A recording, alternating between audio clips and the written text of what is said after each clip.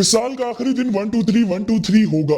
नाज़रीन 31 तारीख 12वां महीना और 2023, इसको अगर हम एक साथ लिखें तो ये बनता है 123 खैर नाज़रीन 2023 खत्म होने वाला है, 2024 आने वाला है। वक्त कितनी जल्दी गुजर गया। जब से आप 18 साल के हुए होंगे उसके बाद आपको वक्त का नहीं पता चला होगा। नाज़रीन वक्त गुजरता जा रहा है, अपने आज को अपने कल के लिए इन्वेस्ट कीजिए, मतलब आज मेहनत शुरू कीजिए ताकि कल आपको फल मिल सके। और नाज़रीन ये जो मैंने अब पहले आपको बताया है कि इस साल का आखिरी दिन 123 होगा, ऐसा दिन फिर कभी नहीं आएगा। मतलब कोई ऐसी डेट, ऐसा महीना और ऐसा साल नहीं आएगा कि जिसको एक साथ लिखें तो 123 बने।